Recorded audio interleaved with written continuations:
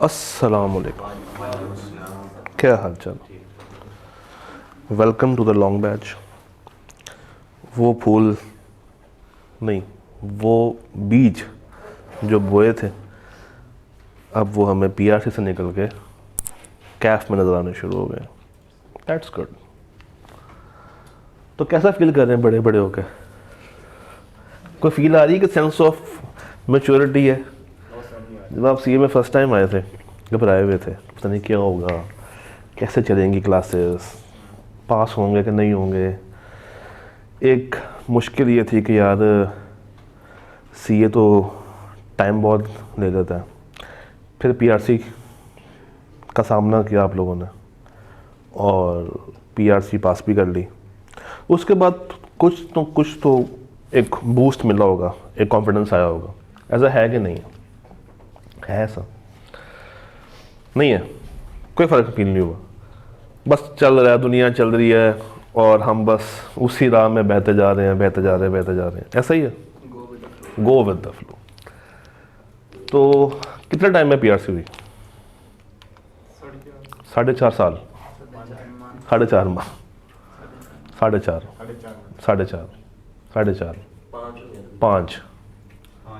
5। तो 4.5 से 5 की एक एवरेज चल रही है हमारे पास। ठीक है, दैट्स फेयर, इसमें कोई मसले वाली बात तो नहीं। और इस पेपर के बारे में क्या सोचा, क्या सुना है? किसी सीनियर से मशवरा किया, कोई गूगल किया, कुछ ना कुछ थोड़ा बहुत तो आप लोगों ने सर्च करने की कोशिश की होगी। इस पेपर के बारे में कुछ आइडिया, थोड़ी बहुत नॉलेज है? लॉ है, लॉ तंग करता है। अच्छा, क्रैम करना पड़ता है। ये बड़ी अच्छी बात भाई ने कर दी आते साथ ही, कि लॉ को तंग करता है और एक क्रैम करना पड़ता है, केस स्टडी देखने पड़ते हैं। भाई ने कंप्लीट रिसर्च की हुई है कि लॉ में क्रैमिंग भी है और लॉ में केस स्टडीज भी हैं। अच्छी सर्च है बाय द वे। हाँ जी, लॉ के बारे में क्या सुना? मुश्किल है। और एक किससे सुना? जिसका फेल नहीं होता है, जिसका पास नहीं ना हो रहा, वो हमेशा क्या कहेगा? पेपर मुश्किल है। और जिसका पास हो गया फर्स्ट टाइम में, वो कहेगा पेपर तो आसान ही बहुत है, सबसे आसान है। जैसे FR1 कैफ में। ठीक है जी, आपने क्या सुना पेपर के बारे में? आसान है। किससे सुना? दोस्तों से सुना? कुछ नहीं सुना? आंख बंद की, बस फैसला किया कि मैंने पढ़ना था, मैंने पढ़ना। हाँ जी, आपने क्या सुना? कैफ आसानी से हो जाता है, सारा का सारा। अच्छा, बीलो बहुत आसानी से हो जाता है, वो हो, इतनी भी बात नहीं। पॉइंट इज कि हर चीज़ आसानी से की जा सकती है, सिर्फ एक शर्त, अगर आप कंसिस्टेंट एफर्ट डाल रहे हैं। ये बात मैं पीआरसी से कहता हुआ आ रहा हूँ। कंसिस्टेंसी के साथ चलेंगे ना, डेली का काम डेली करेंगे, क्लास में फोकस होके बैठेंगे, तो ये पेपर हो, FR1 हो, टैक्स हो, कोई भी पेपर हो, ग्रुप ए का, ग्रुप बी का, सबका एक ही फंडा कि आपने हमेशा कंसिस्टेंट रहना। बस पढ़ाई में भी, क्लासेस में भी, रिवीजन में भी, टेस्टिंग में भी। देखें, 5 चीज़ें मिलके आपको एक अच्छा स्टूडेंट बनाती हैं। क्लास के अंदर फोकस, टाइम पे आना, टेस्टिंग अटेम्प्ट करना, अपने सवाल पूछना, अपनी गलतियों को शुरू में ही पकड़ लेना और उसके बाद उसके ऊपर फीडबैक लेके अपने आप को बेहतर बनाना। ये 5 काम करने हैं, आप सारे पेपर पास कर सकते हैं।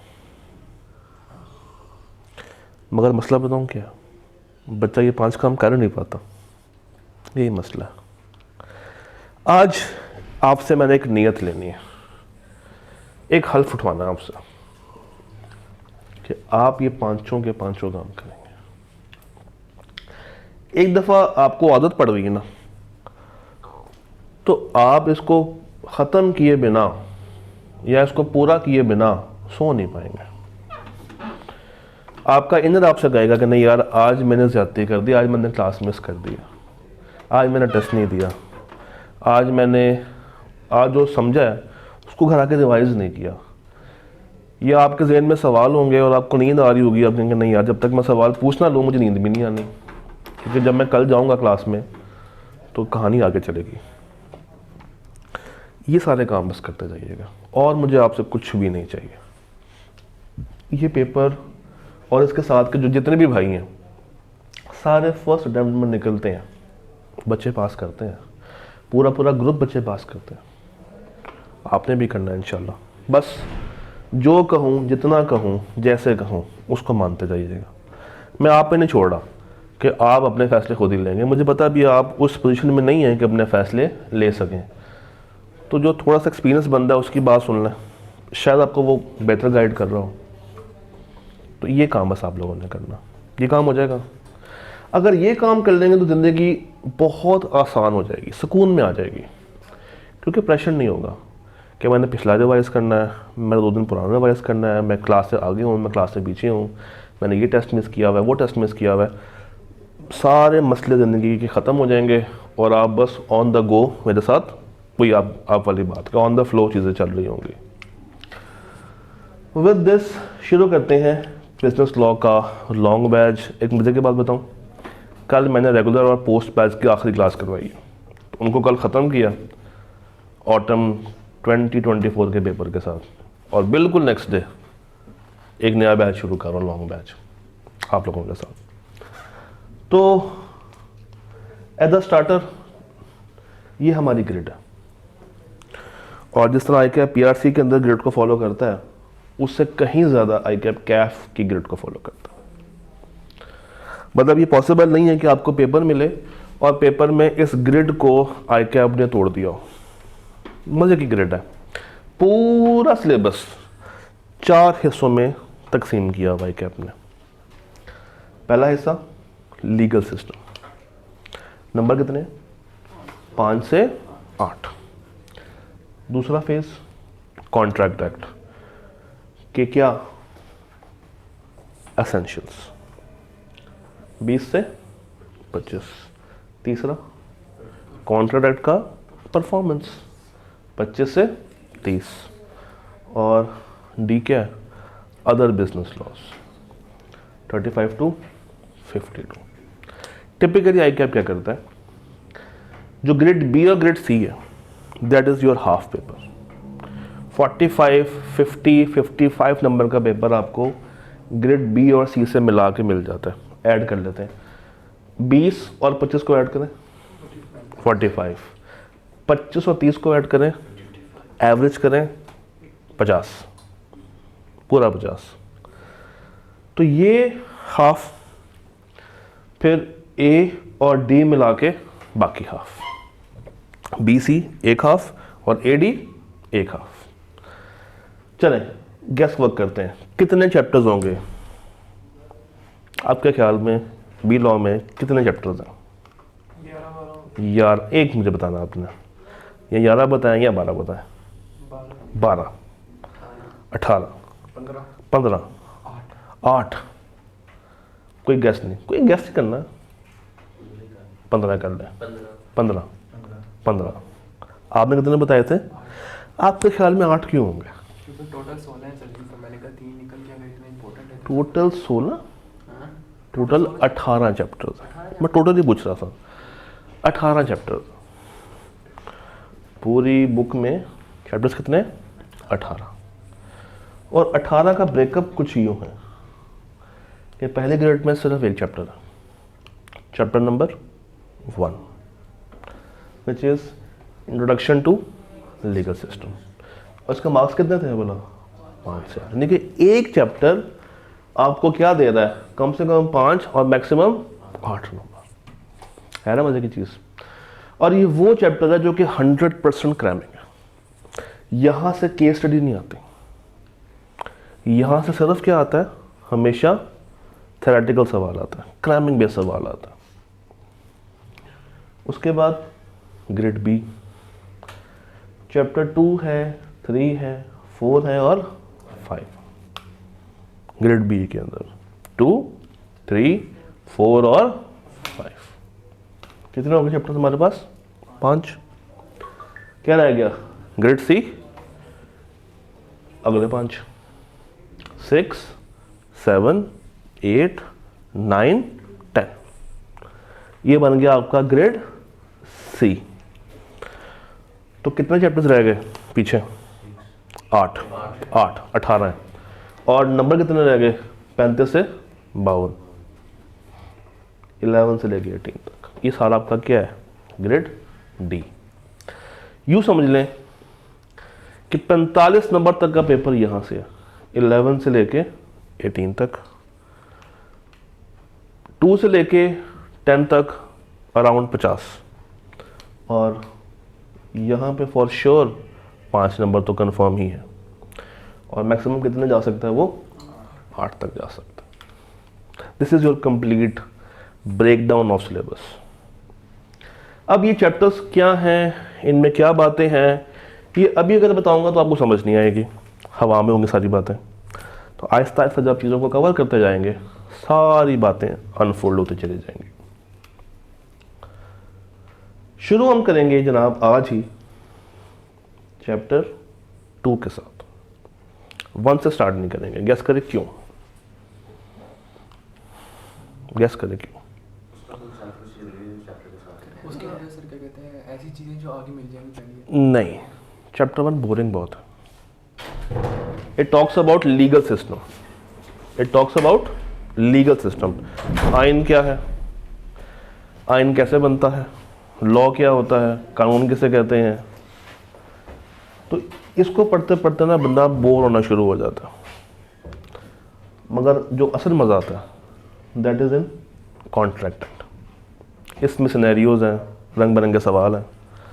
तो यहाँ से कहानी को स्टार्ट करेंगे। चैप्टर नंबर 2 से स्टार्ट करेंगे और कहाँ तक जाएंगे? पहले 10 तक। अब आपको मैं थोड़ा सा देता हूँ ब्रेकडाउन। आज का डेट है 10 तारीख को हम अपना कोर्स स्टार्ट कर रहे हैं, ठीक है। हम हैं खड़े हुए किस बैच में? लॉन्ग बैच में। कहानी हम शुरू करेंगे कॉन्ट्रैक्ट एक्ट के साथ। जब तक पोस्ट रिजल्ट नहीं आता, क्या नहीं आता? पोस्ट रिजल्ट की क्लासेस स्टार्ट नहीं होती। ये जो फेज होगा हमारा, इसमें हम कवर करेंगे चैप्टर 2 से लेके चैप्टर नंबर 10 तक। सॉरी, कुछ और भी आपको बताना था, वो बीच में आ गया। जब तक रिजल्ट नहीं आता, सॉरी, जब तक हमारा रिजल्ट नहीं आता, किसका? मार्च वालों का। तो यहां तक हम लोग कवर करेंगे अपना कंप्लीट सिलेबस फर्स्ट टाइम। इसको आप कह लें दिस इज राउंड 1। रिजल्ट के बाद क्या होगा? पोस्ट बैच के बच्चे में ज्वाइन करेंगे, उनको और आपको मिला के शुरू करेंगे क्या? राउंड 2। तो आपका सिलेबस एक नहीं 2 दफा होगा। बात समझ आ रही? सिलेबस आपका 2 दफा बनेगा। पहले राउंड में अप्रॉक्सीमेटली 15 टेस्ट होंगे, और दूसरे राउंड में अगेन 15। तो यहां पे इस राउंड में 2 तरह की ऑडियंस होगी, लॉन्ग वाली प्लस पोस्ट बैच वाली। और यहाँ पे अकेले कौन है? आप लोग। मैं आपको डेट भी दे देता हूँ, 19 मई से स्टार्ट करेंगे अपना सेकंड राउंड। यहाँ तक क्लैरिटी है, यानी कि 17 मई विल बी द डेट जब आपका सिलेबस फर्स्ट टाइम एंड हो रहा होगा विद 15 टेस्ट्स। याद है? क्लियर? श्योर? तो किसी भी टाइम पे ना आपने परेशान नहीं होना कि सिलेबस, ये चीज़ें, कवरेज, सारी बातें क्लास में हो रही होंगी। एक एक बात क्लास में बताऊंगा, तोते की तरह रटा के भेजूंगा। जब कल वापस आएंगे तो वैसे आपने मुझे बताना भी है। शुरू के 15 मिनट जितने भी आपके सवाल होंगे उन पे लगाएंगे, क्योंकि ये पेपर ऐसा पेपर है जो कि कम टाइम में जल्दी तैयार किया जा सकता है। लॉ का पेपर चाहे बी लॉ हो चाहे सी लॉ हो, ये कम टाइम में तैयार हो सकता है। द प्रॉब्लम इज़ कि बच्चे इसको आसानी से फेल कर देते हैं। बच्चे इसको इतना आसान समझते हैं कि ये पेपर सबको फेल भी करवा देता है। तो इसको इसके मेरिट पे लेके चलें। अभी इसके साथ इसके दुश्मन भी आएंगे। दो पेपर ऐसे जो इसको बहुत तंग करते हैं, कैस करें कौन सा? इसी के भाई हैं, एक है R1 भाई और एक है कॉस्ट वाला भाई। ये इसको बहुत तंग करते हैं। क्यों? ये कहेगा मुझे टाइम दो, कहेंगे ना अभी हम खड़े हुए हैं, हमसे निपटो, हम भी तो मौजूद हैं। तो हम करेंगे ये कि 4 अप्रैल, कब तक? 4 अप्रैल, जब तक कॉलेज के अंदर प्री बैच शुरू नहीं होता, हम अपना चैप्टर 2 से लेकर 10 तक, यानी कि जो कॉन्ट्रैक्ट का पोर्शन है ना, वो कवर कर चुके होंगे। कब तक? 4 अप्रैल। उसके बाद आप लोग वापस आएंगे ईद के बाद और कहानी को शुरू करके 19 मई पे लेकर आएंगे, सॉरी 17 मई पे लेकर आएंगे, राउंड 1 ख़त्म करेंगे और उसके बाद 19 मई से राउंड 2। इसका डिटेल्ड प्लान भी आपको मिल जाएगा डे बाय डे कि हमने किस दिन कितना पढ़ना है, कहाँ से पढ़ना है, किस दिन टेस्ट होगा, वहाँ तक प्लान बन चुका। तो मैं तो अपनी हर क्लास को प्लान में लेकर चलता हूँ, जिससे ज़िंदगी बड़ी आसान हो जाती है। क्योंकि किसी भी टाइम पैनिक नहीं होता बंदा, ना मैं पैनिक होऊंगा ना आप पैनिक होंगे। तो प्रॉपर प्लान के साथ हम लोग चलेंगे ताकि ज़िंदगी आपकी भी आसान रहे, हमारी भी आसान रहे और सिलेबस भी ख़त्म होता जाए, टेस्टिंग भी होती जाए और आपकी तैयारी भी होती चली जाए। डन यहाँ तक? मुझे ये बताइए, MCQs जो आप PRC में देख कर आए हैं, जिनकी वजह से आपका पेपर पास भी हुआ है, वो अगर आपको कैफे में मिल जाए तो कैसा लगेगा? अच्छा लगेगा या बुरा लगेगा? बुरा लगेगा? अच्छा लगेगा।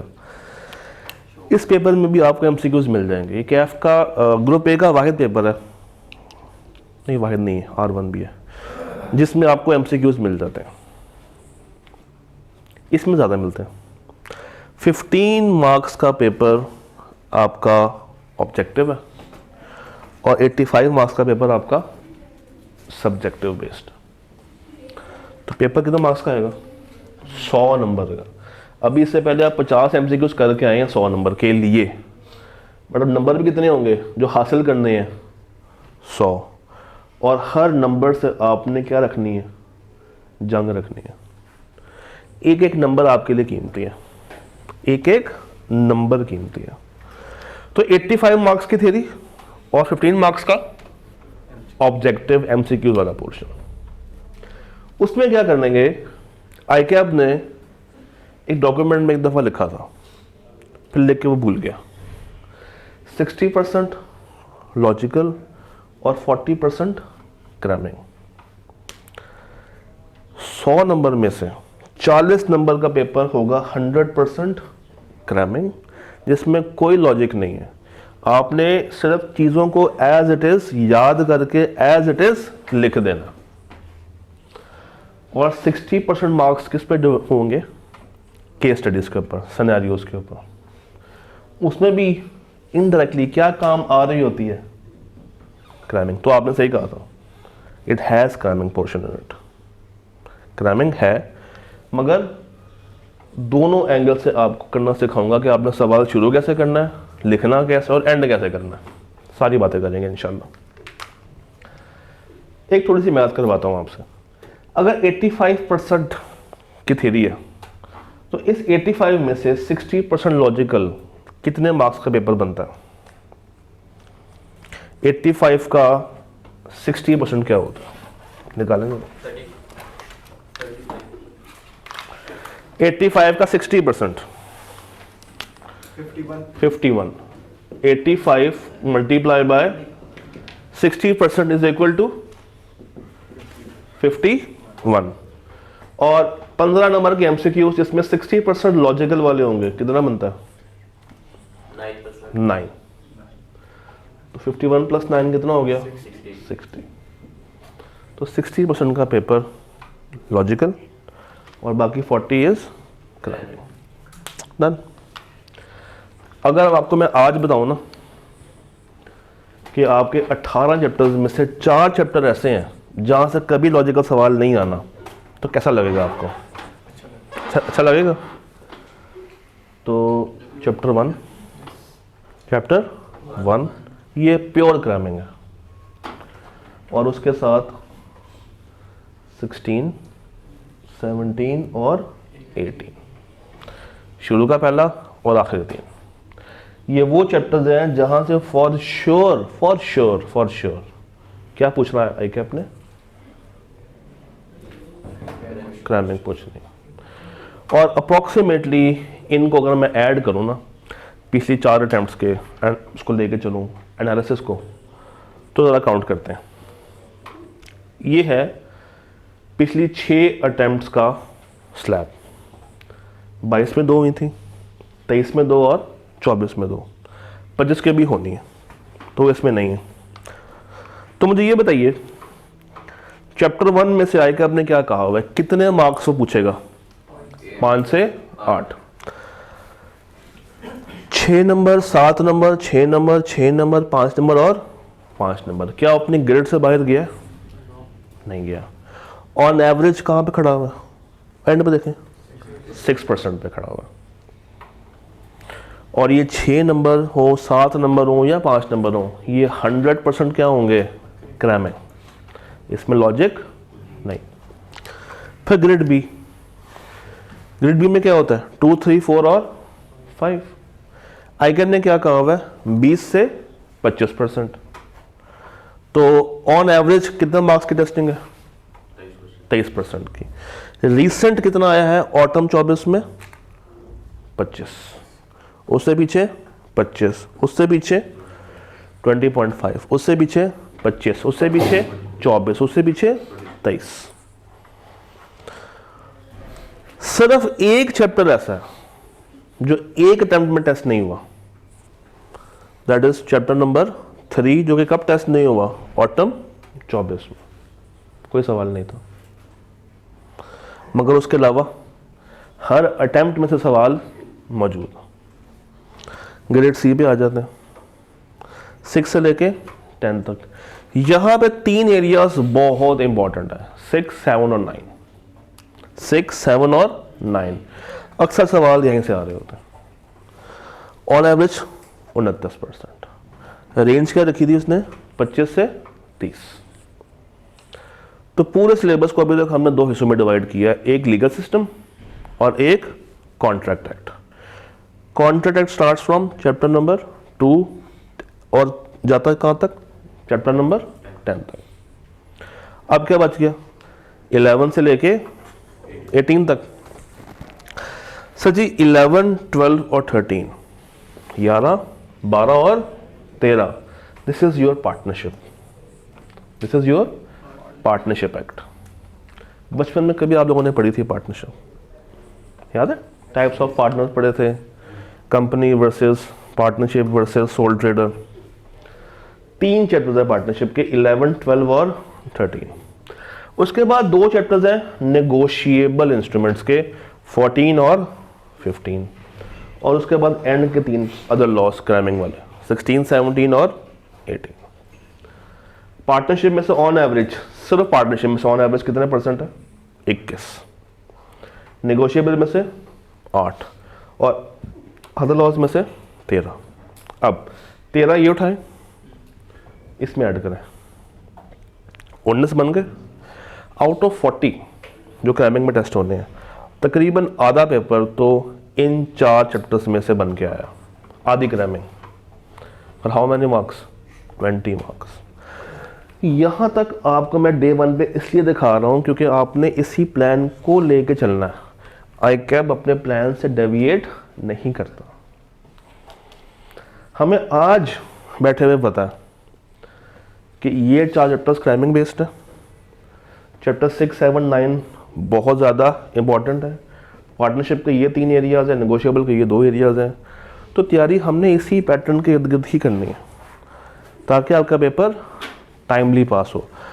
याद रखिएगा, लॉन्ग बैच का मकसद ये नहीं है कि आपको बस अभी लेकर मैंने स्टार्ट किया है फिर बीच में आपको ईद की कोई 2 हफ्ते के ऑफ दे दूंगा, जुम्मा हफ्ता हम लोग क्लास नहीं करेंगे, ये वाला काम नहीं करना हमने कि इसको मैं खींचता जाऊँ, आप भी आबादार हो रहे हो। हमने इसको 2 दफ़ा ख़त्म करना है, और 2 दफ़ा भी ऐसे ख़त्म करना है कि 100% प्रैक्टिस के साथ ख़त्म करना। इसलिए लॉन्ग बैच का कुछ ना कुछ फ़ायदा बच्चों को हो जाता। डन, चलिए आगे। सर जी बुक्स कौन सी फॉलो करेंगे? एक सवाल जो कि आपके ज़हनों में लाजमी होगा। आपके पास 2 ऑप्शन हैं, एक ICAP की book versus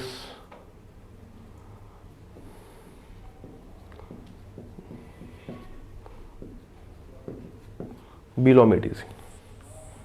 ICAP versus B law made easy. ICAP की बुक अगर आप फॉलो करना चाहते हैं, मुझे कोई प्रॉब्लम नहीं है, आप फॉलो कर लें। एक मसला है सिर्फ उस किताब में, मसला ये है कि किताब एकदम से ना एग्जाम्पल्स और सवाल ले आती है, चलते हुए कॉन्सेप्ट के अंदर एकदम से वो चीज़ों को ऐड कर देते हैं। तो याद करते टाइम बच्चा परेशान होता है कि सर कॉन्सेप्ट एंड कहाँ पे हो रहा है और सवाल शुरू कहाँ से हो रहा है।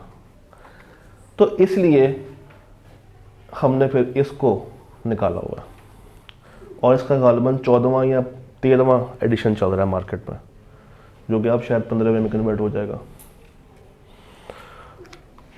बीलॉ मेड इजी। इसमें क्या है, ICAP की किताब को इजी नोट्स में कन्वर्ट किया हुआ है, सवालों को अलग किया हुआ है, प्रैक्टिस को अलग किया हुआ है, MCQs को अलग किया हुआ है, और ये किताब आपको सॉफ्ट फॉर्म में अवेलेबल हो जाएगी।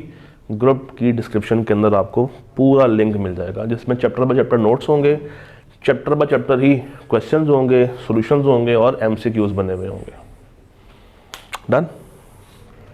तो इट्स योर चॉइस, किसी को भी यूज़ कर सकते हैं। नहीं, ये बहुत आसान बनी हुई। ICAP की बुक थोड़ी सी मुश्किल बनी हुई है और चीज़ों को रिपीट करती है। ये याद करने के लिए बड़ी आसान है, वो याद करने के लिए मुश्किल है। मगर एक बच्चों का होता है नहीं सर ICAP की बुक फॉलो करनी, वो कर लें।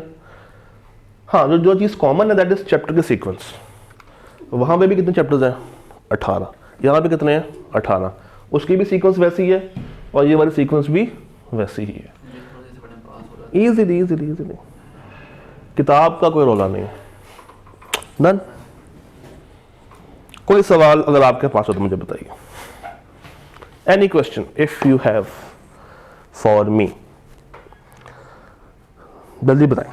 कोई सवाल, कोई मसला, कोई परेशानी, क्योंकि आज से ही हमने चैप्टर भी शुरू कर देना। बताएं। Any question regarding this paper, regarding long batch, regarding anything you want to ask. कोई घर की परेशानी है तो वो भी डिस्कस कर सकते हैं, क्योंकि आप मुझे जानते हैं हर मसले का हल भाई के पास होता है। भाई हिकमत भी रखता है। यार ये फ़ोन नंबर उस बंदे का है जिसको नींद नहीं आती आजकल वो सो ही नहीं रहा। 2 घंटे से ज़्यादा नींद नहीं उसकी।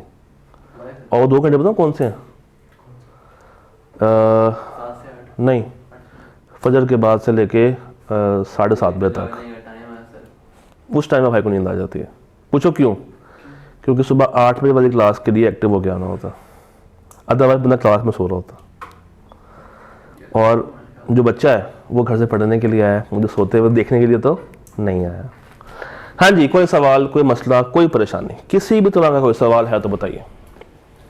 Regarding B law, regarding long batch, regarding anything you want to ask, regarding ICAP, syllabus, course, outline, कोई सवाल, कोई मसला, कोई परेशानी। सर ये पूछ रहा था कि हम पहले जो सुन रहे थे डेटा करेंगे पेपर, लेकिन अब CA में आप डेटा तो है ही नहीं ना, अब ख़त्म हो गया है, क्योंकि ICAP ने न्यू स्कीम दी ही नहीं है।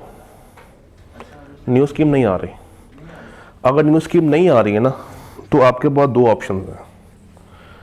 ऑप्शन नंबर 1 कि आप ग्रुप A को फोकस करें। किसको? ग्रुप A को फोकस करें। और ग्रुप A को फोकस करने का मतलब ये है कि आप R1 दें, टैक्स दें, लॉ दें, CMA दें। जब स्कीम आएगी और आप ग्रुप B में जा रहे होंगे तो डाटा वाला पेपर आपको रोकेगा नहीं, प्रोवाइडेड कि आपके ग्रुप ए के चारों पेपर पास हुए होंगे। ठीक। ऑप्शन 2, ग्रुप ए में बी लॉ है और ग्रुप बी में इसका एक भाई खड़ा हुआ है, सी लॉ है। अगर न्यू स्कीम आती है, इस दफा नहीं, नेक्स्ट टाइम, तो इमेजिन ग्रुप ए आपका पास हो चुका, मगर सी लॉ अभी भी रहता होगा, तो आप सिर्फ सी लॉ का 50 नंबर वाला पेपर अटेम्प्ट करेंगे। जो इकट्ठा पेपर आएगा बी लॉ और सी लॉ का न्यू स्कीम आने के बाद, उसमें सेक्शंस बने होंगे। सेक्शन ए अलग होगा, सेक्शन बी अलग होगा। उसमें से चूंकि आपका बी लॉ का पेपर पास हो चुका होगा, तो आप सिर्फ और सिर्फ सी लॉ का पेपर ही उतने नंबर का अटेम्प्ट कर रहे होंगे, 50 नंबर का। तो बच्चों के बाद दो ऑप्शंस हैं, या तो वो कॉस्ट पकड़ के ग्रुप ए निकाल लें, डाटा का पेपर एग्जाम्प्ट कर दें और सी लॉ का 50 नंबर वाला पेपर दे दें। ऑप्शन 2, आप अभी कॉस्ट ना पिक करें, सी लॉ का पेपर पिक कर लें। इसका फ़ायदा ये है कि बड़े वाला लॉ है वो पास हो जाएगा, मगर फिर पीछे बच क्या जाएगा, डाटा, क्योंकि ग्रुप ए आपका पूरा पास नहीं हुआ होगा। सी लॉ ग्रुप बी में आता है, ग्रुप ए में नहीं आता। तो अब ये दो ऑप्शन है बच्चों के पास। मेरी अगर आप पर्सनल रिकमेंडेशन कहेंगे तो मैं यही कहूँगा कि ग्रुप ए। लॉ 50 नंबर पास करना आसान है, डाटा का पेपर अभी आपको भी नहीं पता कैसा है, मुश्किल है आसान है, अभी वो कहानी अननोन है, मगर सिलेबस हमारे पास है और वो भी सारी ही थ्योरी है, उसमें कुछ न्यूमेरिकल नहीं है। तो ये दो ऑप्शंस है आपके पास, इधर you go with group A complete और you drop cost and pick C law. और सी लॉ उठाने के बाद अगर आपके चारों पास हो जाते हैं तो जो न्यू स्कीम का लॉ का पेपर होगा एग्जाम्प्ट हो जाएगा और आपको डाटा देना पड़ेगा। तो सर ये फिर कॉस्ट है किस तरह से? कॉस्ट न्यूमेरिकल है, क्यूएम पढ़ा, कॉस्ट क्यूएम की एक रिफाइंड शक्ल, बहुत ही रिफाइंड शक्ल है cost and management accounting. Intro की रिफाइंड शक्ल क्या है, R1। I2B की रिफाइंड शक्ल क्या है, और QM की क्या है, CM है। पीछे बच क्या गया, टैक्स। अब सोचें, इको में कहीं कहीं टैक्स पड़ा था, हल्का फुल्का सा, एक फ्लेवर लिया था, वो आटे में शायद वो क्या कहते हैं, नमक के बराबर। तो टैक्स एक ऐसा पेपर होगा जो कि आपके लिए बिल्कुल नया होगा। ऑल्दो ये भी 100% ही न्यू पेपर है, इसमें भी I2B वाली बातें नहीं है, मगर नेचर एक जैसी है। इंट्रो पढ़ी है ना, वो R1 आसान है, QM पढ़ी है तो कॉस्ट आसान लगती है, क्योंकि कॉस्ट अगर तरीके से पढ़ाई जाए ना तो वो मैथ है। अगर हम कॉस्ट को तरीके से पढ़ें, कम से कम स्टेप्स में बढ़े ना, तो वो मैथ का पेपर बन जाता। मसला ये है कि हम फैला देते हैं, रायते की तरह खोल देते हैं कॉस्ट को, बस आपने वो नहीं करना। और प्री बैच के अंदर जब आपको कॉस्ट का पेपर मिलेगा तो वहाँ पे भी आपको मैथ के तरीके से ही पढ़ाई जाएगी इंशाल्लाह, तो बड़ा मज़े का पेपर बन जाता है वो।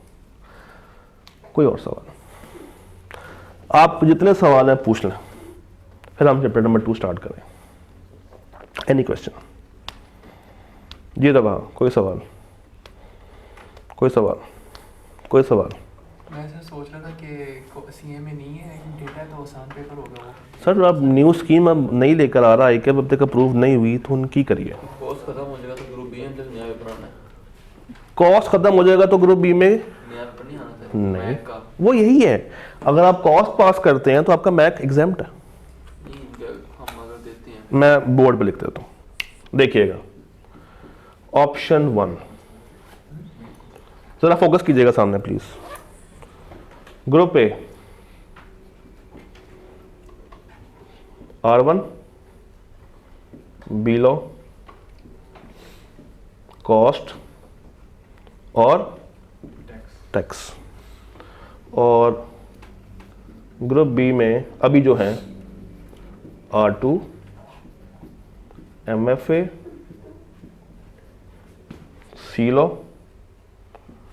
और ऑडिट। ठीक, ये मैं बात कर रहा हूं ओल्ड स्कीम की।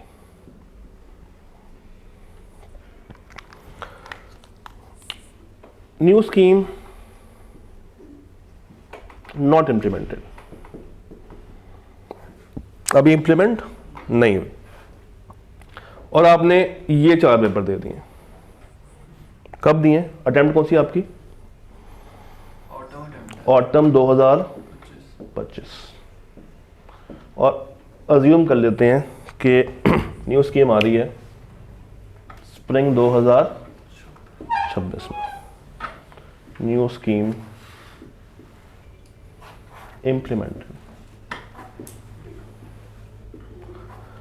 ऑप्शन 1, आपने ये 4 पेपर दे दिया, चारों पास भी हो गए, तो टिक लगा लेते हैं। ये R1 यहाँ पे आएगा, एग्जाम्प्ट हो जाएगा। ये टैक्स यहाँ पे आएगा, एग्जाम्प्ट हो जाएगा। ये CM में इधर जाएगा, तो ग्रुप बी में जो मैनेजमेंट अकाउंटिंग का पेपर है एग्जाम्प्ट हो जाएगा। ग्रुप ए का डेटा बता रहा हूँ, ये बी लॉ आपने किया, पास हो गया। जो कंबाइन पेपर है, जो कंबाइन पेपर होगा न्यू स्कीम में लॉ का, उसमें से आपने 50% पेपर पास कर लिया होगा। डन। फिर आपको आईकैब एक रिवॉर्ड देगा कि अगर तुमने चारों ग्रुप ए के पेपर निकाल लिए हैं तो तुम्हारा डाटा क्या हो जाएगा? एग्जाम्प्ट हो जाएगा। तुम्हारा डाटा क्या हो जाएगा? एग्जाम्प्ट हो जाएगा। तो ग्रुप ए पास करने के कितने फायदे हैं? R1 से R1 पास, टैक्स से टैक्स पास, बी लॉ से कंबाइन पेपर का आधा पास, सी लॉ से कॉस्ट से मैक पास, और ऑटोमेटिकली डाटा का पेपर पास। ये कब होगा? जब आप क्या पास करेंगे? ग्रुप ए पास करेंगे। ये ऑप्शन 1। ठीक, अब आए ऑप्शन 2 की तरफ। ऑप्शन 2 ये मैं ब्लैक से लिख रहा हूं। आपने कहा सर R1 दिया है, पास हो गया, तो न्यू स्कीम में भी क्या हो जाएगा? पास। टैक्स दिया, पास हो गया, न्यू स्कीम में भी पास। बी लॉ दिया, पास हो गया, कॉम्बो का 50% पास हो गया। कॉस्ट की जगह पे आपने कहा कि मैंने क्या पिक किया है? सी लॉ। तो जब सी लॉ भी पास हो जाएगा तो कंबाइंड पेपर 100% क्या हो जाएगा? आपका पास हो जाएगा। तो जब आप न्यू स्कीम में एंटर हो रहे होंगे उस वक्त आपका R1 भी पास, कंबाइन वाला लॉ भी पास, टैक्स भी पास। CA में चूंकि आपने नहीं दिया था तो मैक पास नहीं होगा, और चूंकि ग्रुप ए के चारों पास नहीं हुए तो डाटा भी पास नहीं होगा। ये 2 ऑप्शंस हैं। 9 पेपर देना पड़ेगा। यस, उस तरह अगर हम देखें तो पेपर बढ़ जाते हैं। तो अच्छी ऑप्शन क्या है? Group A. अच्छी ऑप्शन क्या है? Group A. R1 दिया, पास हो गया, टैक्स दिया, पास हो गया, लॉ दिया, अगले पेपर का 50 नंबर ऑटोमेटिकली पास, कॉस्ट दिया तो मैक पास, और जब चारों पास हुए तो डाटा पास। तो उस वक्त आपके पास क्या बच जाएगा? R2, MFA, ऑडिट और 50 नंबर का सी लॉ। बस आप कहने 3.5 पेपर होंगे, प्रोवाइडेड कि आप ऑप्शन 1 पिक करें और चारों पेपरों को पास कर लें। ये बात क्लियर है? और ऑप्शन 2 क्या है? आपने कॉस्ट ड्रॉप की, क्या पकड़ लिया? सी लॉ पकड़ लिया। तो उसके रिजल्ट में क्या होगा? कंबाइन लॉ का पेपर निकल जाएगा, और दूसरा ना फायदा आपको मिलेगा DSR से और ना फायदा आपको मिलेगा मैक्स से। तो ये है सारी कहानी, जो कि मेरा ख्याल से आपको क्लियर हो गई होगी। स्टिल कोई सवाल तो बताइए, कोई सवाल? Any question? Any question? जनाब, कोई सवाल, कोई मसला, कोई परेशानी? श्योर? कॉन्फिडेंट? लॉक कर दिया जाए? सील कर दूं? शुरू करें? अच्छा, चैप्टर शुरू करते हैं। चैप्टर का नाम क्या है? चैप्टर 2, ऑफर, एक्सेप्टेंस और रेवोकेशन। ऑफर, एक्सेप्टेंस और रेवोकेशन। ये सारा रब कर दूं, वो भी मिटा दूं, कोई तस्वीर वगैरह तो नहीं ले लें एक दफ़ा, आपको फिर याद आएगा कि सर वो हो तो वो क्या होगा, ऐसे हो तो वैसे क्या हो जाएगा। तो बेहतरी के लिए on a very safer side तस्वीर कैंसिल है।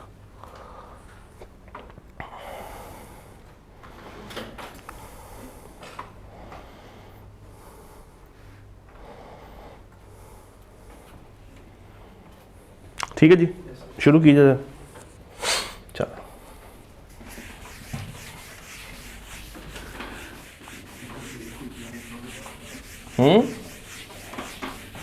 चैप्टर नंबर 2, नाम पढ़े दोबारा। ऑफर, एक्सेप्टेंस और रेवोकेशन। दोबारा पढ़े।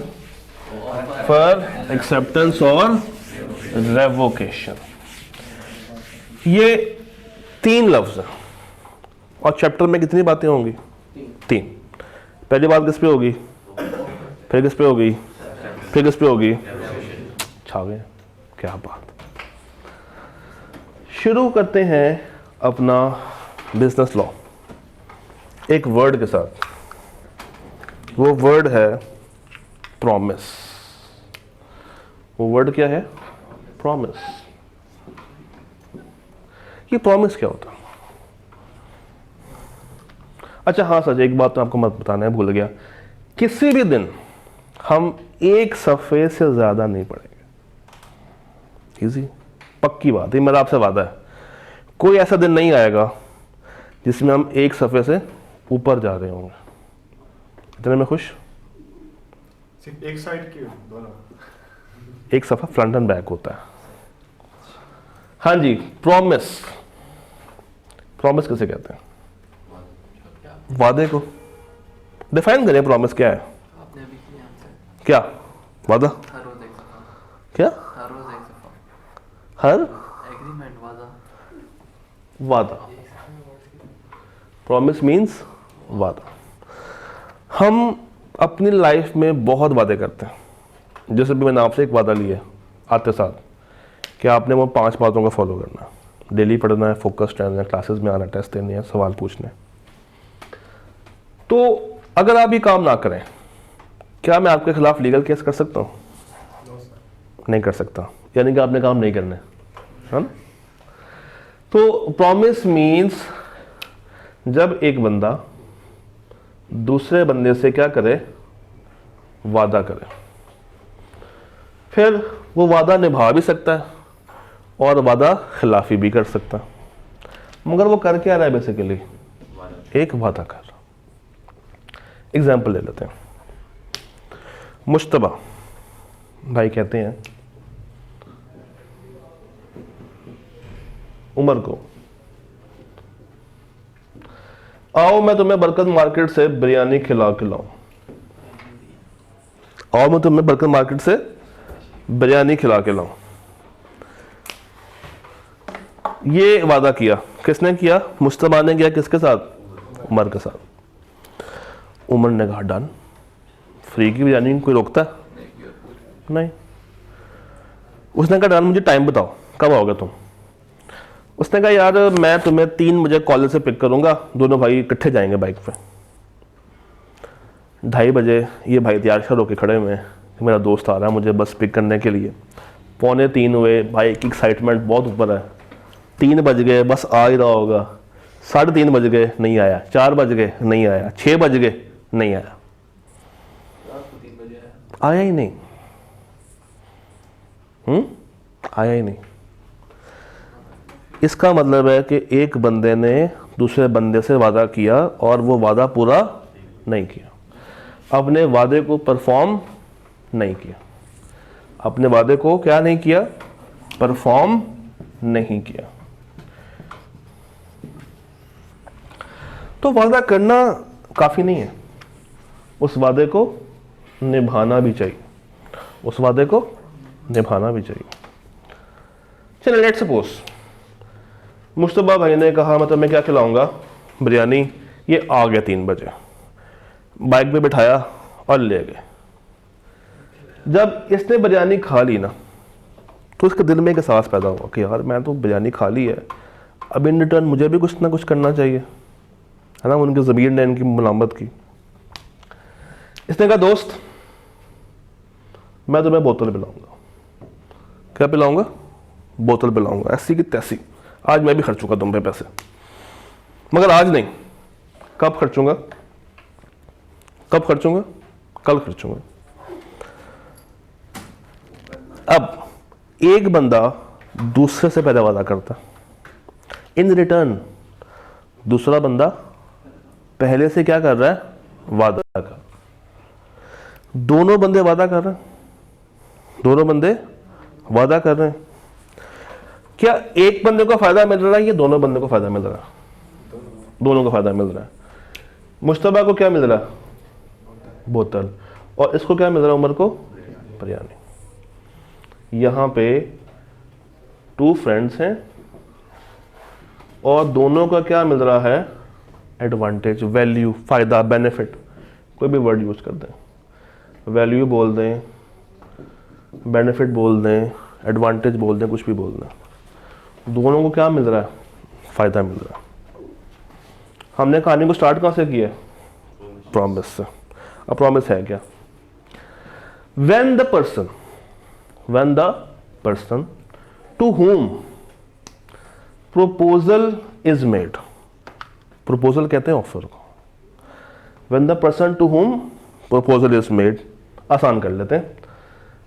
when उमर, जिसको प्रपोजल कहां से आई है? मुश्तबा से, signifies his assent, अपनी रजामंदी जाहिर कर देता है। कौन भला? उमर, कि मैं तुम्हारे ऑफर को क्या करता हूं? कबूल करता हूं कि मैं तुम्हारे साथ बिरयानी खाने के लिए जाऊंगा। A proposal when accepted becomes a promise. एक ऑफर जब कबूल कर ली जाती है तो क्या बन जाती है? प्रॉमिस। एक ऑफर जब क्या कर ली जाए? एक्सेप्ट कर ली जाए तो क्या बन जाती है? क्या बन जाती है? प्रॉमिस बन जाती है। दोबारा देखते हैं।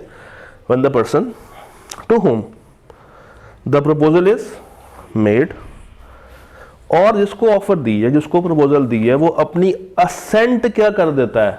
सिग्निफाई। असेंट कहते हैं रजामंदी को। असेंट मीन्स रजामंदी। जब वो अपनी रजामंदी जाहिर कर देता है, the proposal is said to be accepted. जब मुश्तबा ने उमर से कहा कि आओ मैं तुम्हें बिरयानी खिलाने के लिए लेके जाऊं, मुश्तबा ने उमर को क्या दी है? ऑफर। ऑफर का नया नाम क्या पड़ा? प्रपोजल। तो एक बंदे ने, मुश्तबा ने उमर को दी ऑफर, जिसको ऑफर मिली है उसने ये ऑफर क्या कर ली? कबूल। उसने अपनी असेंट क्या कर ली? सिग्निफाई। उसको बता दिया कि हाँ मैं तैयार हूं, तुम मुझे आगे पिक कर लेना। तो जब उस बंदे ने, उमर ने, ऑफर को कबूल कर लिया, ये बन जाता है क्या? प्रॉमिस।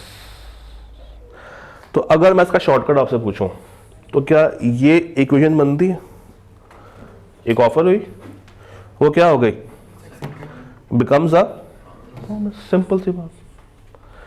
मगर प्रॉमिस में सोच के बताइएगा, दोनों बंदों को फायदा मिल रहा है या एक बंदे को फायदा मिल रहा है? एक बंदे को फायदा मिल रहा है। किसको फायदा मिल रहा है? यहां पे उमर को मिल रहा है। क्यों मिल रहा है? सिर्फ क्या खाएगा ये? इन रिटर्न कुछ कर रहा नहीं। जब उमर भाई का जमीर जागा था तो उमर भाई ने क्या कहा? मैं तुम्हें क्या पिलाऊंगा? क्या पिलाऊंगा? बोतल। Every promise forming the consideration for each other becomes a agreement. जब दो तरफा कार्रवाई हो ना, जब दो तरफा प्रॉमिस हो रहा हो कि तुम मुझे बिरयानी खिलाओ, इन रिटर्न मैं तुम्हें बोतल पिलाऊंगा, तो एक प्रॉमिस यहां से आया और एक प्रॉमिस यहां से गया, दोनों को ऐड किया तो क्या बन गया? एग्रीमेंट। यहाँ पे दोनों पार्टीज को फ़ायदा पहुँच रहा, किसी एक को फ़ायदा नहीं है, दोनों पार्टीज को फ़ायदा है। एक को क्या मिल रही है? बिरयानी, और एक को क्या मिल रही है? बोतल। Every promise forming the consideration. वो जो मैंने वर्ड्स यहाँ पे यूज़ किए थे, एडवांटेज, वैल्यू, बेनिफिट, एक और नाम लिख लें, क्या? कंसिडरेशन। क्या? कंसिडरेशन, फायदा, benefit. It now becomes a agreement. तो अगर मैं प्रॉमिस के बाद एग्रीमेंट में कन्वर्ट करना चाहूं तो मुझे क्या ऐड करना पड़ेगा? कंसिडरेशन, जो दोनों पार्टीज को ट्रांसफर हो रही। तो proposal plus acceptance becomes promise, और promise plus consideration becomes agreement. यहां लिख लेते हैं, promise plus consideration now becomes a agreement. ना, यहां तक जो बंदा ऑफर दे रहा है वो कहलाता है ऑफरर, जो बंदा ऑफर दे रहा है वो कहलाता है ऑफरर, और जिसको ऑफर दी जा रही है वो कहलाता है ऑफरी। जो ऑफर कर रहा है वो कौन है? ऑफरर। जिसको ऑफर दी जा रही है वो कौन है? ऑफरी। याद करें, I2B के अंदर जब आपने लीज पढ़ा था बिजनेस फाइनेंस के अंदर, चैप्टर 4 के अंदर, तो वहां भी ये दो नाम आए थे, एक लेसर था, एक लेसी था। तो यहां पे कौन है? ऑफरर और ऑफरी। ऑफरर वो बंदा जो ऑफर दे रहा है, ऑफरी वो बंदा जो एक्सेप्टेंस था, जिसको दी जा रही है, जो कबूल कर रहा है। यहां तक। तो अगर मैं प्रॉमिसर बोलूं तो आप परेशान हो जाएंगे, होंगे परेशान? नहीं, क्योंकि ऑफर का दूसरा नाम क्या था? प्रपोजल। ऑफर का दूसरा नाम क्या है? प्रपोजल। तो इसी तरह ऑफरर का दूसरा नाम क्या होगा? प्रॉमिसर। और ऑफरी का दूसरा नाम क्या होगा? प्रॉमिसिंग। क्योंकि ये बन किससे रहा है? प्रॉमिस से बन। तो ऑफरर बोल दूं या प्रॉमिसर बोल दूं, ऑफरी बोल दूं या प्रॉमिसरी बोल दूं, ये एक ही बात। चलिए ये बताइए, अगर एक बंदा दूसरे से वादा करे और वादा खिलाफी कर दे, जिसके साथ धोखा हुआ है वो कोर्ट लेके जा सकता? नहीं। दो बंदे आपस में कॉन्ट्रैक्ट कर रहे हैं, आपस में एग्रीमेंट कर रहे हैं, कोई एक बैकआउट कर जाए तो क्या आप उसको कोर्ट में लेके जा सकते हैं? नहीं। देखिए ना, हो गया ना, बिरयानी, बोतल। इसको आप कहते हैं सोशल एक्टिविटीज, समाजी एक्टिविटीज। ये कोई बिजनेस ट्रांजैक्शन तो नहीं हो रही। बिजनेस ट्रांजैक्शंस में और सोशल एक्टिविटीज में एक फर्क है। जो बिजनेस होता है ना वो कागज पे होता है और सोशल हवा में होता है। कोर्ट इनके पीछे नहीं पड़ता। किनके पीछे पड़ेगा? Business activities. अगर एक बंदे ने वादा किया है कि मैं तुम्हें 100 कुर्सियां दूंगा, इन रिटर्न तुम मुझे हर कुर्सी के बदले 1000 रुपया दोगे, और जब डिलीवरी का टाइम आए जिसने कुर्सियां देनी थी वो ना दे, तो अब दूसरा बंदा उस पर केस कर सकता है कि चूंकि तुमने मुझे कुर्सियां नहीं दी, मेरा नुकसान हो गया, अब मेरा नुकसान पे बैक करो।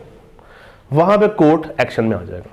मगर बोतल नहीं मिली, बिरयानी नहीं मिली, इसमें कोर्ट का कोई रोल है नहीं। याद रखिएगा, जो बिजनेस है ना वो प्रॉमिस नहीं करता, वो एग्रीमेंट नहीं करता, वो क्या करता है? वो कॉन्ट्रैक्ट करता है। वो क्या करता है? फर्क क्या है? इन्फोर्सेबिलिटी, लीगल ऑब्लिगेशन। हर एग्रीमेंट जब इन्फोर्सेबल बाय लॉ बन जाएगा वो क्या कहलाएगा? Contract. Every agreement enforceable by law becomes a contract. Every agreement which is enforceable by law becomes a contract. Done? यहीं तक रुकते हैं। तो आज हम लोगों ने मल्टीपल बातें की हैं। नंबर 1 हम लोगों ने सिलेबस को देखा कि सिलेबस में क्या क्या चीज़ें हैं। उसके बाद चैप्टर नंबर 2 को हमने स्टार्ट कर दिया और हमने 3 बातें पढ़ी हैं, प्रॉमिस, एग्रीमेंट और कॉन्ट्रैक्ट, और आपस में इनका रिलेशन क्या है। कल हम लोगों ने बात करनी है ऑफर के ऊपर। उसके बाद आगे जाएंगे, क्या आ जाएगी, एक्सेप्टेंस। आगे जाएंगे तो क्या आएगी,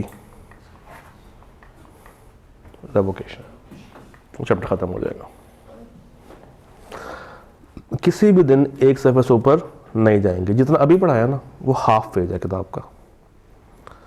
कल मैं आपको ना नोट्स प्रोवाइड कर दूंगा चैप्टर नंबर 2 के, ताकि आपके पास कुछ हो हाथ में पढ़ने के लिए। यह जो किताब है सॉफ्ट फॉर्म वो तो मैं आज ही ग्रुप में डाल दूंगा अभी थोड़ी देर तक, और कल मैं ये रखवा दूंगा इसके ऊपर फोटोकॉपियर पे, तो आपने फिर क्लास में लेते हुए आना। डन। चैप्टर नंबर 2 के क्या बोला, नोट्स। ठीक है जी, तो क्लास को एंड करते हैं। अपना ख्याल रखिएगा। अल्लाह हाफ़िज़।